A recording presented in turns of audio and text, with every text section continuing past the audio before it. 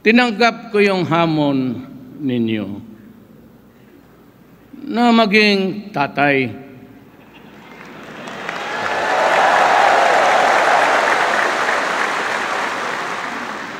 Pero nabanggit rin ninyo na mga kuya at umabante na kayo. Saan yung asawa ko?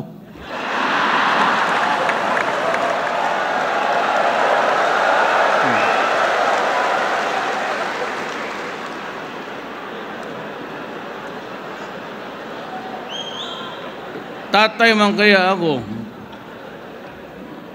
Bigyan mo ako ng ilan ba ang asawa ko? Dalawang